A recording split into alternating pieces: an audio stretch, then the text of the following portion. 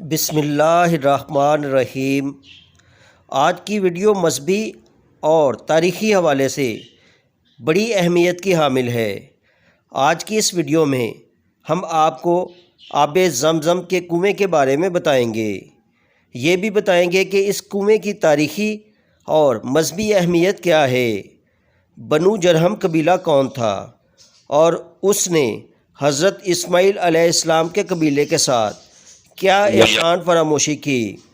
جب آب زمزم کا کنواں نظروں سے اوجھل ہو گیا تو کس نے انہیں تلاش کیا؟ حضرت محمد صلی اللہ علیہ وآلہ وسلم کے دادا حضرت عبد المطلب نے کیا خواب میں دیکھا اور اس خواب کی تعبیر کیسے مکمل ہوئی؟ آب زمزم کا کنواں کتنا پرانا ہے اور کتنی سمت سے پانی اس کنویں میں آتا ہے؟ یہ کنواں کتنا گہرا ہے اور اس کے پانی کو کیسے سٹور کیا جاتا ہے؟ اس کے علاوہ اس ویڈیو کے بارے میں ہم آپ کو مزید بہت کچھ بتائیں گے جو شاید آپ اس سے پہلے نہیں جانتے ہوں گے۔ تو دوستو ویڈیو شروع کرتے ہیں۔ آب زمزم کا کنواں مسجد الحرام میں خانہ کعبہ کے جنوب مشرق میں تقریباً 21 میٹر کے فاصلے پر تہہ خانے میں واقع ہے۔ یہ کنواں وقت کے ساتھ سوکھ گیا تھا۔ نبی پاک صلی اللہ علیہ وآلہ وسلم کے دادا حضرت عبد المطلب نے اشارہ خداوندی سے دوبارہ کھدوایا جو آج تک جاری و ساری ہے۔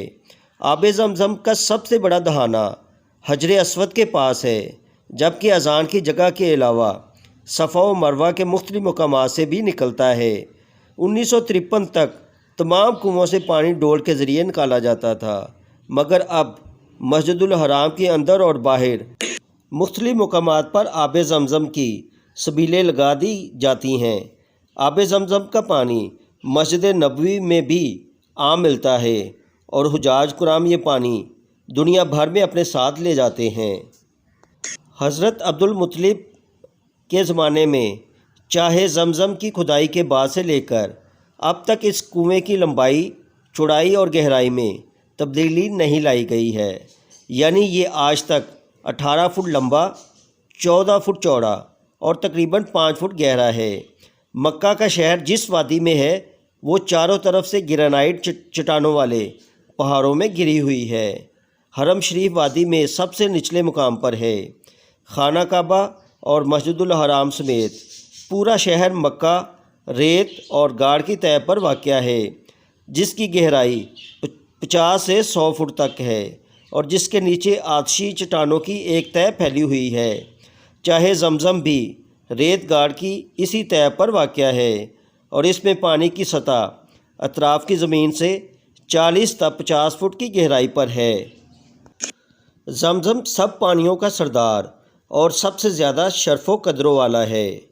لوگوں کے نفوس کو سب سے زیادہ اچھا اور مرغوب اور بہت ہی قیمتی ہے، جو حضرت جبریل علیہ السلام کے کھودے ہوئے چشمہ اور اللہ تعالیٰ کی طرف سے حضرت اسماعیل علیہ السلام کی تشنگی دور کرنے والا پانی ہے۔ خانہ کعبہ سے صرف 20 میٹر دور زمزم کا کنواں کرۂ ارض پر پانی کا سب سے پرانا چشمہ قرار دیا جاتا ہے، جس کی عمر 5000 سال سے زائد ہو چکی ہے۔ جیسا کہ تاریخی روایات میں بیان کیا جاتا ہے کہ زمزم کا چشمہ حضرت ابراہیم علیہ السلام کے فرزند حضرت اسماعیل علیہ السلام کی ایڑیاں رگڑنے کی جگہ سے پھوٹا تھا۔ آج تک کی تحقیقات سے پتہ چلتا ہے کہ کوئی چشمہ 60-70 سال سے زیادہ عرصہ تک جاری نہیں رہتا۔ جب حضرت ابراہیم علیہ السلام اور حضرت اسماعیل علیہ السلام نے یہاں پر اللہ کے پہلے گھر کی بنیاد رکھی تو یہ چشمہ اس وقت موجود تھا۔ تو دوستو اب ہم آپ کو بتاتے ہیں کہ قبیلہ بنی جرہم کون تھا اور حضرت عبد المطلب نے کیا خواب دیکھا۔ قبیلہ بنی جرہم کا تعلق یمن سے تھا۔ جب یمن میں قحط پڑا تو یہ لوگ تلاش معاش کے لیے باہر نکلے اور اسی اسنا میں ان کی ملاقات بی بی ہاجرہ علیہ السلام اور حضرت اسماعیل علیہ السلام سے ہوئی۔ بنو جرہم نے بی بی ہاجرہ سے اجازت لے کر زمزم کے کنویں سے پانی استعمال کرنا شروع کر دیا۔ بنو جرہم کو یہ جگہ رہائش کے لیے بہت پسند آئی اور وہ اسی جگہ بس گئے۔ حضرت اسماعیل علیہ السلام نے شادی کی پھر یہیں سے حضرت اسماعیل علیہ السلام کی نسل چلی۔ کہا جاتا ہے کہ انتقال کے بعد حضرت اسماعیل علیہ السلام کی عمر 130 سال تھی۔ آپ اپنی والدہ بی بی ہاجرہ کے قریب ہی دفن ہیں۔ حضرت اسماعیل علیہ السلام اپنی زندگی میں خانہ کعبہ کے متولی تھے، اور ایک روایت کے مطابق حضرت اسماعیل علیہ السلام کے وصال کے بعد ان کے بیٹے خانہ کعبہ کے متولی بنے، لیکن اسی زمانے میں بنو جرہم اور بنو اسماعیل کا آپس میں کچھ جھگڑا ہو گیا، جس میں بنو جرہم بنو اسماعیل پر غالب آ گیا اور مکہ میں بنو جرہم کی حکومت قائم ہو گئی۔ انہوں نے بنو اسماعیل کو وہاں سے باہر نکال دیا اور بیت اللہ کی دیکھ بھال اور خدمت اپنے ذمہ لے لی۔ ساتھ ہی انہوں نے بنی اسماعیل پر ظلم و ستم بھی کرنا شروع کر دیا اور خانہ کعبہ میں بہت سے غلط کام کرنا بھی شروع کر دیے، جس کا نتیجہ یہ نکلا کہ مکہ کے اطراف کے تمام قبائل نے آپس میں مل کر بنو جرہم کے خلاف لڑائی کی، اور نتیجہ کے طور پر قبیلہ بنو جرہم مکہ سے نکلنے پر مجبور ہو گیا۔ لیکن انہوں نے جاتے جاتے خانہ کعبہ میں بہت توڑ پھوڑ کی اور زمزم کے کنویں کو بھی بہت سا سامان بھر کر اس طرح بند کر دیا کہ اس کی کوئی نشانی باقی نہ رہی۔ بنو جرہم کے مکہ سے چلے جانے کے بعد بنو اسماعیل دوبارہ مکہ آ گئے۔ وقت گزرتا گیا لیکن کسی کا بھی دھیان زمزم کی طرف نہیں گیا، یہاں تک کہ جب مکہ کی حکومت اور سرداری حضرت عبد المطلب تک پہنچی تو اللہ تعالیٰ نے عبد المطلب کے دل میں یہ بات ڈالی کہ وہ زمزم کے کنویں کی تلاش شروع کریں۔ آب زمزم کا کنواں دوبارہ جس طریقے سے دریافت ہوا، اس کی سٹوری بھی بڑی ایمان افروز ہے۔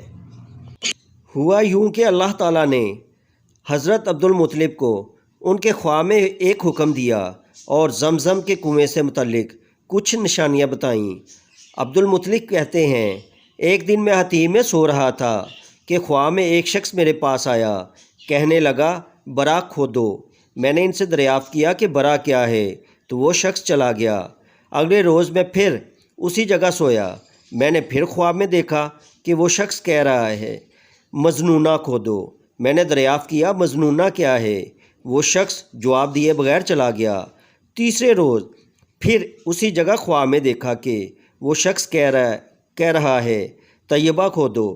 میں نے پوچھا طیبہ کیا ہے، وہ شخص پھر چلا گیا۔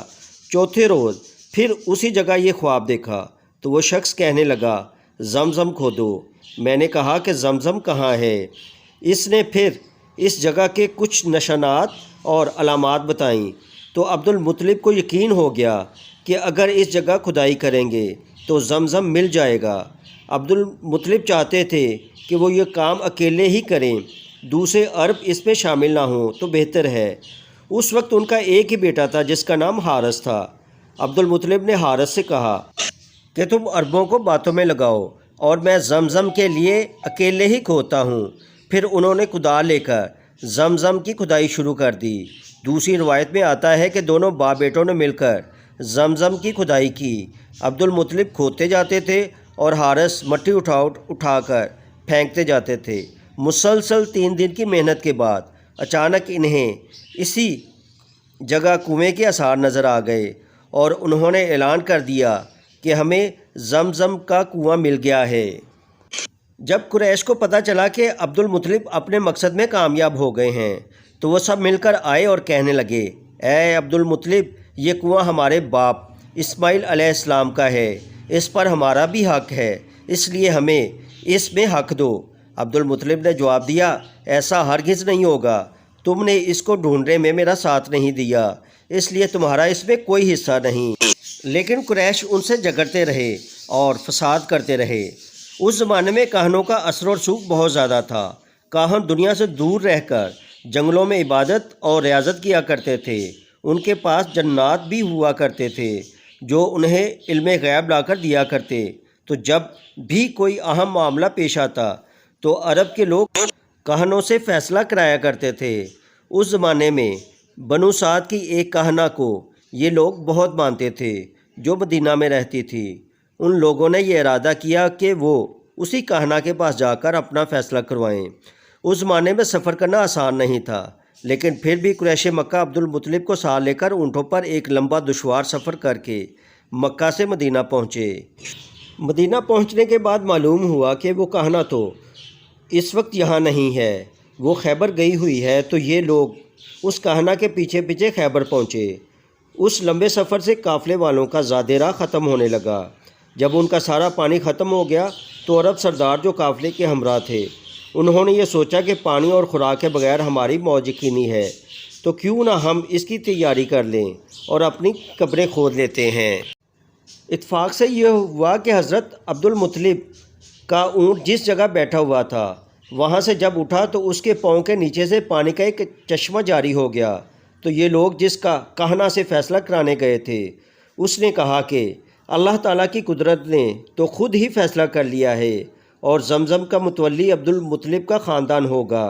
اتنے عرصے سے زمزم کا کنواں وہاں تھا تو تم میں سے کسی کو اس کا خیال نہیں آیا، اور اللہ تعالیٰ نے خود ہی عبدالمطلب کو خواب میں دکھایا کہ یہ زمزم کا کنواں کیسے تلاش کیا جائے گا۔ عبدالمطلب نے ہی اس کو دوبارہ تلاش کیا، ایسی جگہ پر جہاں پانی ختم ہو چکا تھا اور کہیں دور دور تک نظر بھی نہیں آ رہا تھا۔ تو اس وقت اللہ تعالیٰ کے حکم سے عبدالمطلب کی اونٹنی کے قدموں کے پاس سے پانی نکل آیا۔ اس کا مطلب یہ ہے کہ اللہ تعالیٰ بھی یہی چاہتا ہے کہ زمزم کا متولی عبدالمطلب کا خاندان ہی ہو۔ جب کاہنہ نے اس طرح یہ فیصلہ خود ہی کر دیا تو اس پر تمام لوگ بھی راضی ہو گئے اور زمزم کے کنویں کی دیکھ بھال عبدالمطلب کے خاندان کو سونپ دی گئی۔ سن 1377 ہجری میں مطاف کی توسیع کے لیے زمزم کی عمارت مسمار کر دی گئی تھی اور اس کی جگہ صحن مطاف میں ایک راستہ بنایا گیا تھا۔ حالیہ توسیع میں یہ راستہ بھی ختم کر دیا گیا ہے۔ بیر زمزم کے کنویں کو سن 14000 ہجری میں شاہ خالد مرحوم کے حکم پر صاف کیا گیا تھا۔ سن 2010 میں شاہ عبداللہ بن عبدالعزیز نے زمزم کے پانی کو صاف اور محفوظ کرنے کے لیے $700 ملین کے منصوبے کی منظوری دی۔ اس منصوبے کے تحت مسجد الحرام سے 4.5 کلومیٹر دور زمزم کارخانہ قائم کیا گیا۔ اس کارخانے میں زمزم کے پانی کو ذخیرہ کیا جاتا ہے۔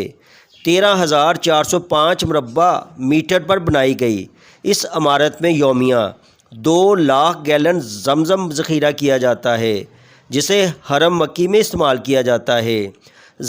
زمزم کے پانی کو ٹینکروں کی مدد سے مدینہ منورہ بھجوایا جاتا ہے۔ مسجد الحرام میں زمزم کے پانی کو ٹھنڈا رکھنے کا معقول انتظام ہے۔ پانی کو محفوظ بنانے کے لیے 7000 پوائنٹس بنائے گئے ہیں۔ زمزم کا پانی مسجد نبوی صلی اللہ علیہ وآلہ وسلم میں بھی عام ملتا ہے اور حجاج کرام یہ پانی دنیا بھر میں اپنے ساتھ لے جاتے ہیں۔ آب زمزم دنیا کا وہ واحد پانی ہے جس کو پینے کے بعد بیماریوں سے شفا ملتی ہے اور جس کے پیتے وقت مانگی جانے والی دعا بھی قبول ہوتی ہے۔ میرے دوستو، اب ہم آپ کو آب زمزم کی کرامات بتاتے ہیں۔ حقیقت یہ ہے کہ آب زمزم اللہ کریم کا ایک زندہ جاوید معجزہ ہے، اور اس پر جب بھی اور جتنی بھی تحقیق کی جائے وہ کم ہے، کیونکہ ہر مرتبہ انسان پر نئے راز آشکار ہوتے ہیں اور مزید روشن پہلو انسان کی عقل کو ذخیرہ کرتے ہیں، جن میں سے چند ایک درج ذیل یہ ہیں۔ آب زمزم کا کنواں آج تک کبھی بھی خشک نہیں ہوا اور اس نے ہمیشہ لاکھوں حجاج کرام اور زائرین کی پیاس بجھائی ہے۔ اس میں موجود نمکیات کی مقدار ہمیشہ یکساں رہتی ہے۔ اس کے ذائقے میں آج تک کسی قسم کی تبدیلی واقع نہیں ہوئی، بلکہ روز اول سے آج تک اس کا وہی ذائقہ ہے۔ آب زمزم کی شفا بخشی کسی سے پوشیدہ نہیں، بلکہ اپنے اور غیر سبھی اس کے معترف ہیں۔ آب زمزم وسیع پیمانے پر مکہ اور گرد و نواح میں استعمال کیا جاتا ہے، بلکہ رمضان شریف میں تو مسجد نبوی صلی اللہ علیہ وآلہ وسلم میں بھی آب زمزم مہیا کیا جاتا ہے۔ اس کے علاوہ دنیا بھر سے آنے والے زائرین حج اور عمرہ کے وقت اپنے ساتھ آب زمزم کے چھوٹے بڑے لاکھوں کین بھر کر لے جاتے ہیں۔ آب زمزم اپنی اصل حالت میں فراہم کیا جاتا ہے اور اس میں کلورین سمیت کسی بھی قسم کے جراثیم کش کیمیکل کی آمیزش نہیں کی جاتی، لیکن اس کے باوجود یہ پینے کے لیے سب سے بہترین مشروب ہے۔ دوسرے کنوؤں میں کائی جم جاتی ہے اور دیگر نباتاتی اور حیاتیاتی افزائش ہوتی ہے۔ انواع و اقسام کی جڑی بوٹیاں اور پودے اگاتے ہیں یا کئی قسم کے شراب بستے ہیں جس سے پانی کا رنگ اور ذائقہ متاثر ہوتا ہے، مگر آب زمزم دنیا کا وہ واحد پانی ہے جو کسی بھی قسم کی نباتاتی یا حیاتیاتی افزائش اور علائش سے پاک صاف ہے۔ امید ہے آپ کو ہماری یہ ویڈیو بھی اچھی لگی ہوگی۔ اگر ہماری ویڈیو اچھی لگی ہے تو ہمارے چینل کو سبسکرائب کریں، کومنٹس کریں، شیئر کریں۔